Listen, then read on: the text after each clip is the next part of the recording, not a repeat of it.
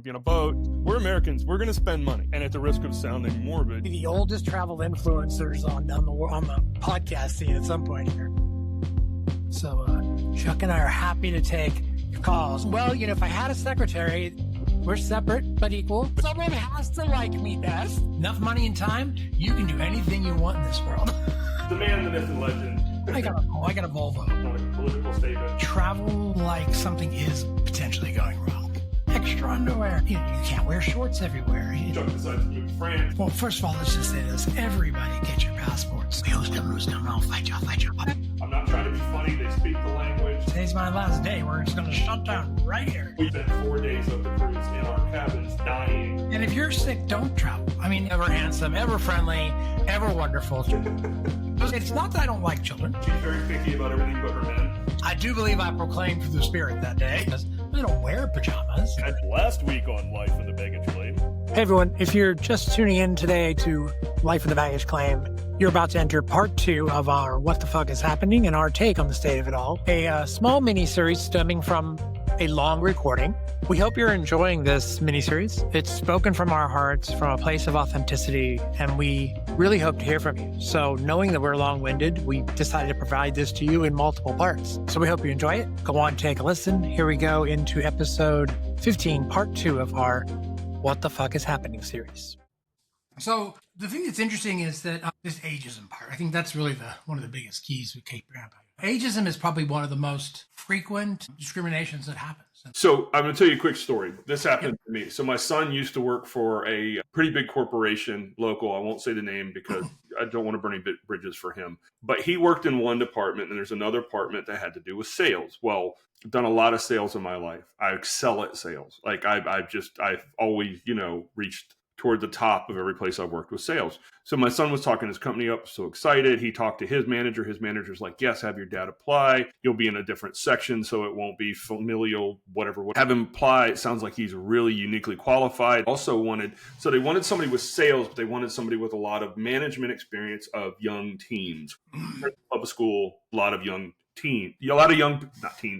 younger folks getting into the education industry. So I knew how to talk to them and motivate them and everything else. So my son refers me, I use his name, the whole nine. He was in great standing at the company. So I send in my, you go through the automated thing and I send in my resume and everything else.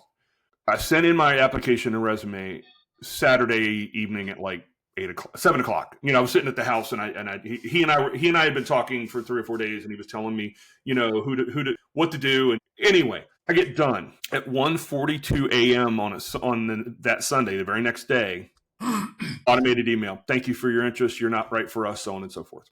So I told my son, and my son was livid. He's like, nobody was up at 1:42 in the morning, nowhere in the country. I mean, even if you figure in the time zones, he's like, nobody was up. They didn't even look at your thing. And that's the algorithm thing. So he went to his manager and he got kind of incensed. And I finally told him to calm down because I didn't want to get him in trouble because he was in good standing at his job. But he was just like, I'm so pissed. They gave me this song and dance about this and that and the other thing. He's like, but obviously nobody looked at it. AI, algorithm, whatever the hell you want to call it, looked at it. And the only way that I wasn't qualified for, and I'm not tooting my own horn, but at least qualified for a interview, my age. That's it. So, yeah. I mean, let's be honest. There was an article not long ago, and one of the major platforms that helps recruiters is Workday. So there's no worry to hide. It is well known. Workday is pretty much everybody's HR system, right? They've got a whole foothold everywhere. Workday's algorithm somehow was tuned to sort of exclude anybody over 45, I believe. Was the stat that came out. Right. I don't believe it. And they didn't know they had done it. They didn't believe it, right?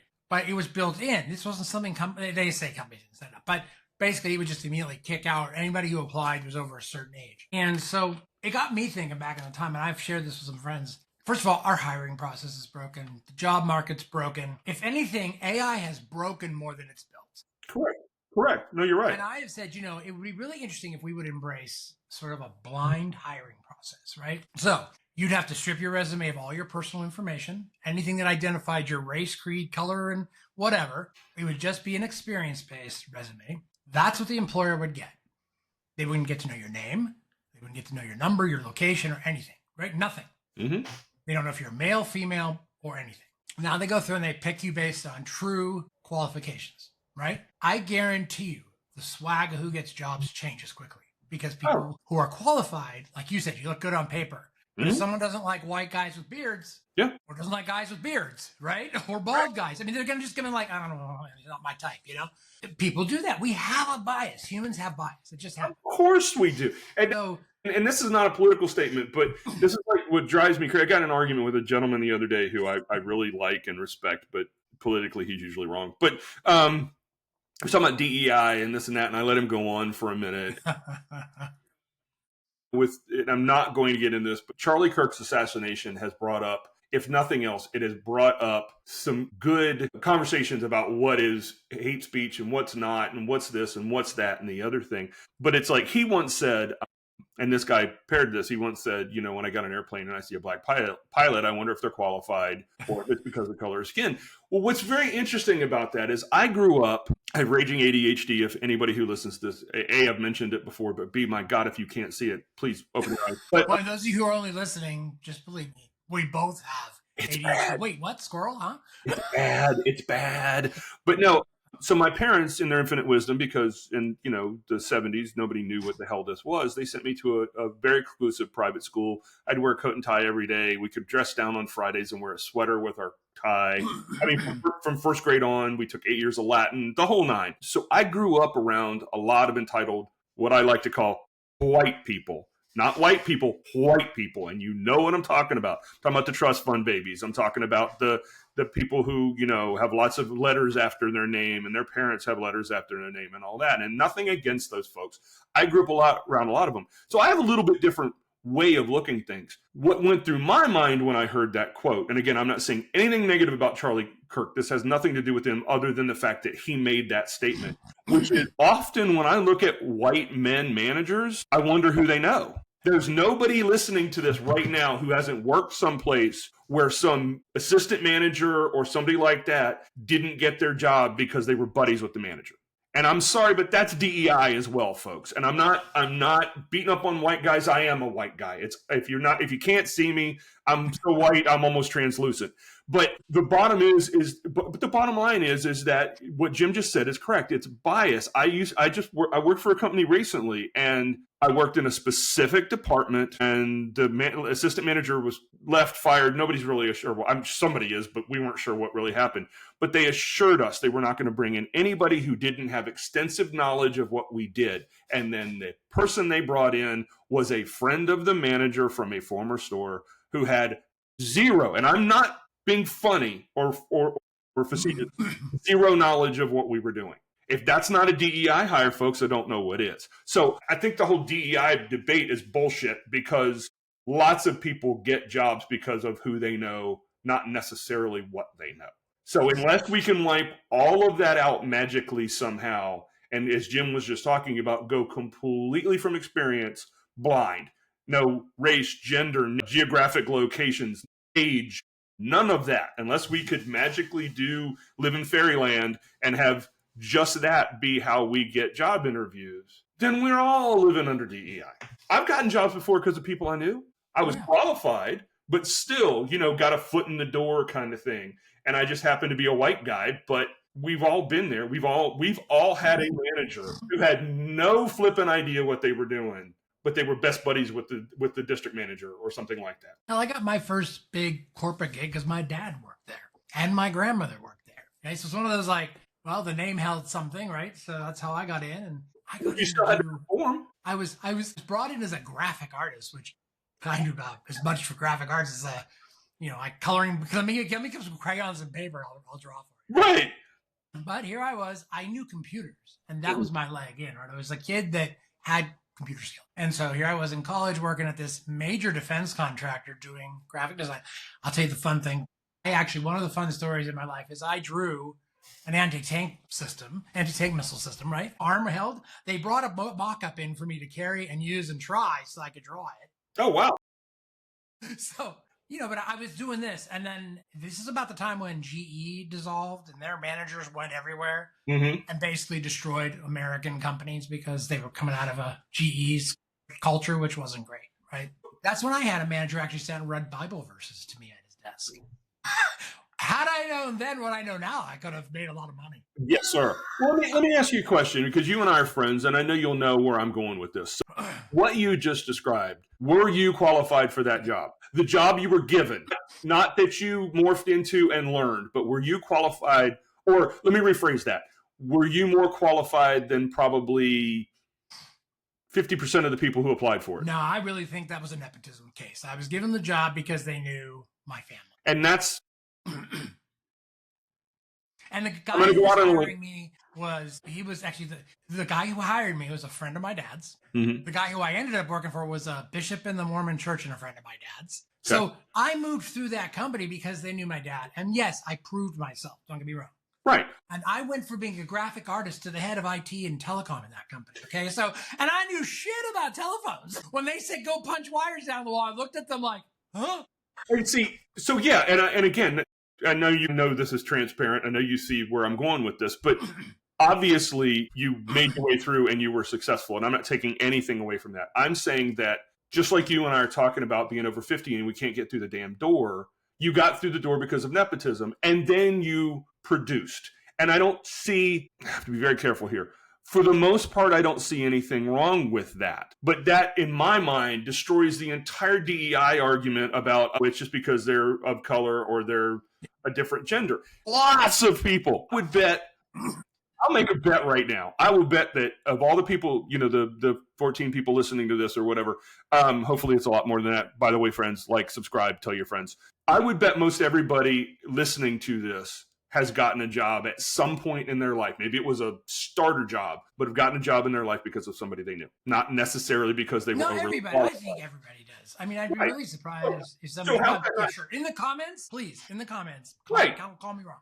Right. Because I mean, and I'm just saying, how is that not DEI? And then I'm going to take that to a step further with what you and I are talking about. It's anti-DEI or it's anti-freaking human to create an algorithm that kicks people out because of their age. I mean, I can't, if Jim comes to me and is interviewing, I can't say, oh, Jim, you're too old, I'm not going to hire you. That's illegal. But I can put it in, I can embed it in software that he's automatically kicked out if he's over 45. I see zero difference there. In fact, it's a lot more insidious to put it in the software because that can be abused. And then Jim has zero chance. As if Jim got in the door, interviewed, I might be like, oh God, this guy's exactly what I'm looking for. He's 58 years old. He says wants to retire at 68 or 65. I've got 7 good years with this guy. In the corporate world right now, who guarantees 7 years of employment for anybody? I mean, and I'm not talking about the employer, I'm talking about the employee. So it's like, It's a lot, to me, it's a lot more insidious to say, oh no, well, and I read something along the lines, we didn't realize that was in our algorithm. Bullshit. Sorry. Bullshit. You didn't realize? So nobody at your company looked up and went, damn, you know what? Nobody over 45 is applying here. That's really strange. Give me a point. Well, and I think this is what LinkedIn right now is filled with. LinkedIn is obviously, for those who don't know, I don't know how you don't know, but LinkedIn is a historically been a site you go to, corporate speaking. It's where you look for work. It's where you present your corporate self. Although I would argue that is now changing, and LinkedIn is just another messed up social platform for people to air their grievances and toot their horns. Right now, the one that's been making me laugh. Before I digress off this topic, LinkedIn, there's been stories everywhere about people who say, I'm unemployed for 2 years. I'm near the end of my ropes. I've been applying for 10 jobs a day. I get all the way through 6 interviews, and then I'm told I'm not qualified. How did I get through 6 interviews not being qualified, right? I mean, so this is why I say the hiring system is broken. There are things happening out there to people that, one, abuse you, use your time, and do not respect you. Well, then companies will ask you to come in. There's companies asking you to do work for them for free to prove you can do something, which I would do a big middle finger to that. If you said to me, sure, we'll give you the job, but you got to come work for us for a month. They're like, yeah, right, sure. I'm not stupid, But so there's also people out there now.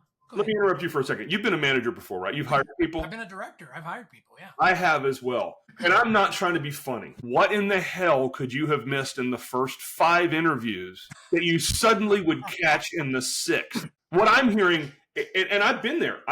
Now, I've had jobs where I've had to interview twice. I've had up to 4 interviews. And I get that. That's a you're going to put me in with a middle manager. That person's going to ask me questions. They're going to get a vibe. Then they're going to come to Jim, who's the actual person that's going to be in charge of me, and say, this is what I feel about the guy, but you need to have your own opinion as well. And then you go for the second interview. Those I get. I do. Especially if it's a job that maybe is a little bit more technical. If it's digging ditches, no. You should be able to look at me and go, yeah, he's a pretty sturdy guy. Get a shovel and get to work. I'm not talking about that. I'm talking if it's a little bit higher stuff. But you're 100% correct. It's broken if we need to get to the flipping interview. Like, what did they ask you? I mean, I would tell you this. I've seen in a previous employer, we had a large number of interviews associated. And what they instituted was a process where peers, manager, and then a council reviewed every candidate. If you're at the point in your company where you're making a decision to hire somebody at a council level, you're broken. Something has gone on. You're broken. You've hired somebody wrong, and you enough times to figure it out. Somebody doesn't know how to hire somebody. I mean, I'm sure you've gone through the check, but if you're become a hiring manager, boy, there's a lot of training they put you through, right? And of the woke generation, it's all the things you need to learn you can and cannot say in an interview. And so if you're able to hire somebody at this company I'm referring to, basically you have to be anointed by God. Well, and back in the old days when I wasn't an old fart that nobody wanted to talk to, I had this happen a couple of times. I would apply for a job, I would interview, second interview, we'll get back to you. And I don't know anybody who's good enough to apply for just one job, right? If you're looking for work, you apply for several.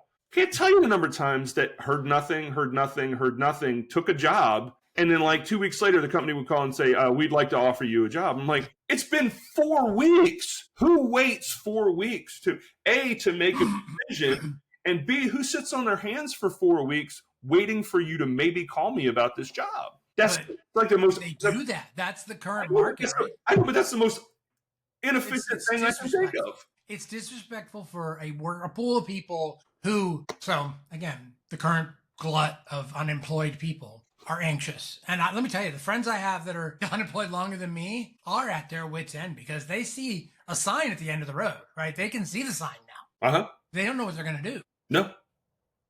Where's my country going to be for me in a year if I don't have a job? If my business isn't taking on enough, and if here's where we can get into a little bit of the impacts, certain policies keep impacting the travel industry and keep impacting interest in coming to the U.S. for travel or leaving the U.S. for travel. They're just impacting the discretionary income that people now suddenly don't have. Yeah. Which is so this is something we're seeing as travel agents is that U.S. tourism is down something like 17% or 21% now. Vegas is a ghost town, and they don't even know what to do. Like, they're looking for ways to reinvent. There are cities that historically were like big Canadian draws, right? People just like our neighbors up north, not far away, no wall.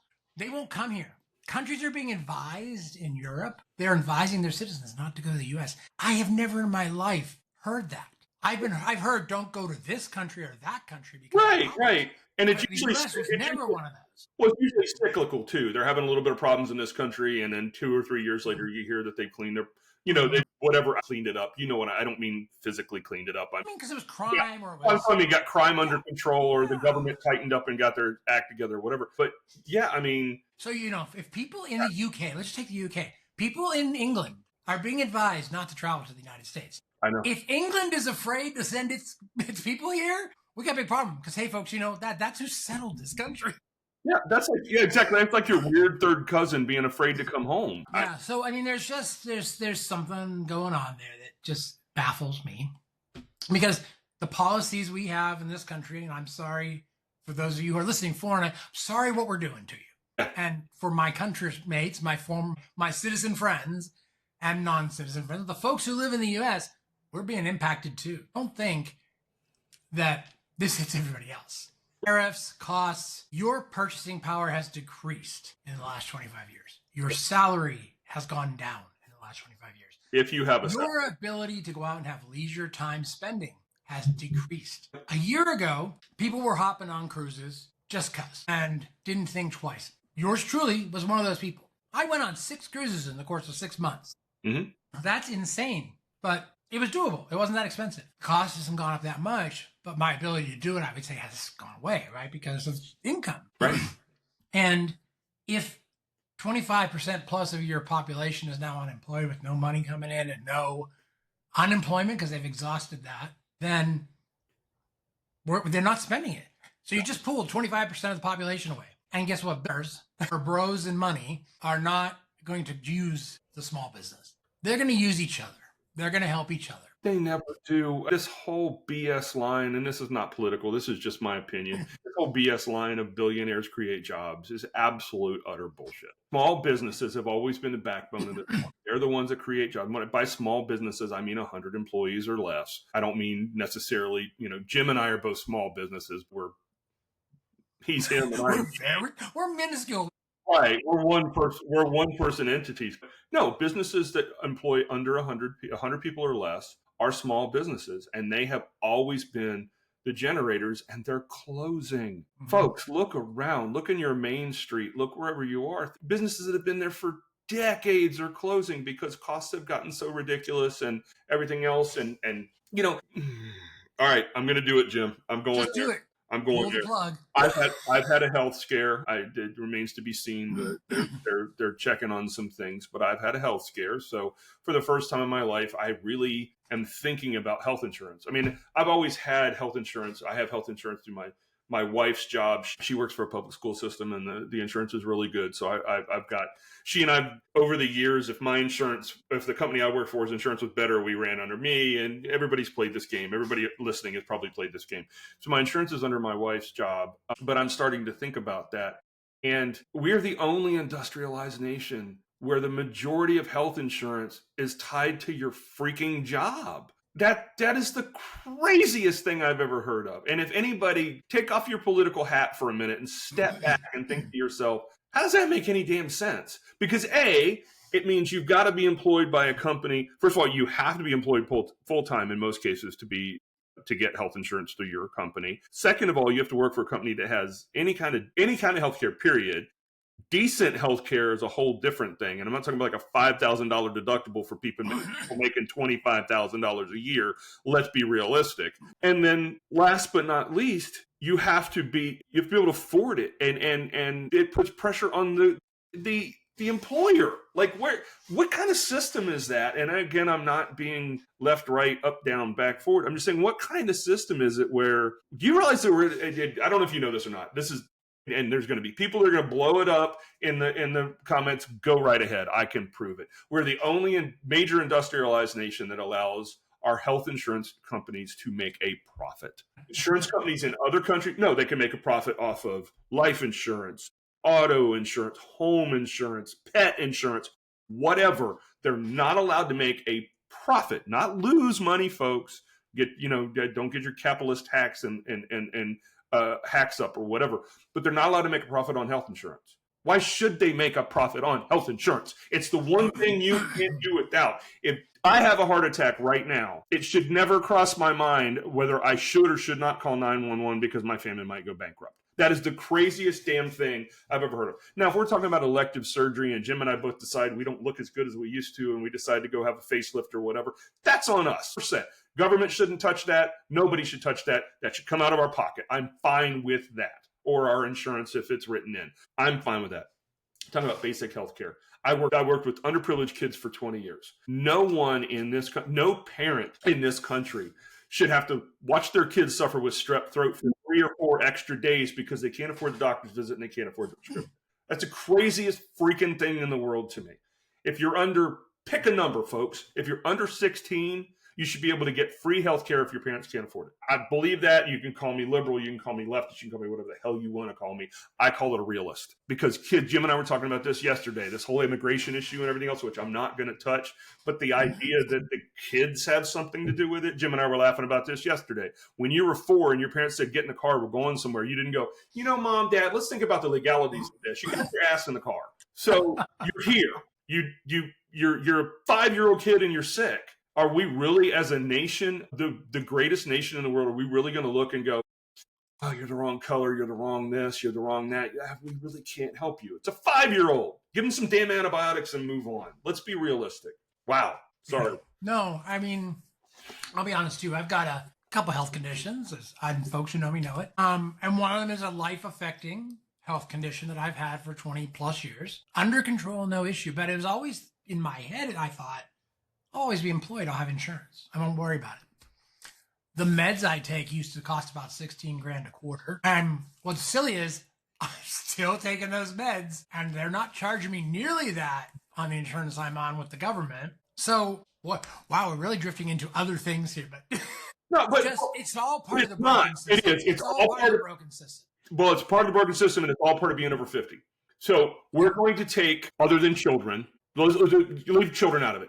We're going to take, as we get older, the most vulnerable group, and we're going to charge them out the nose for life-saving medication. What the hell, America? No, I'm dead serious. What the hell? Like, you hear people like, oh, well, like that dickhead, and sorry, but whatever the guy was, the pharma bro who bought that, was it a cancer drug or whatever, and then like it was like I don't know, I'm going to throw out numbers, but it was like $60 a dose, and he knocked it up to like $5,000 a dose. Martin Shkreli, remember him? Went to prison and everything else. You're going to do that to a life-saving drug? If you need to make a living, make a living. But are you kidding me? When you've got pharmaceutical companies doing 5,000 and 6,000% markup on drugs that people need to live, that to me, take capitalism out of it, take all of that out of it, folks. That's ridiculous. It's wrong. I don't care who you are. It's wrong. Take the hat off for a minute and think about it. We shouldn't have to choose between a viable life and bankruptcy. It's nuts. I don't believe, Jim and I talked about this last night, I don't believe anybody should be sitting on their ass getting free anything. I don't, folks. I really, really, really don't. But I also don't believe, if my wife and I are both working 2 jobs at $8-10 an hour a piece, and doing our best with our 2 kids and everything else, I don't believe my kids should go to bed hungry.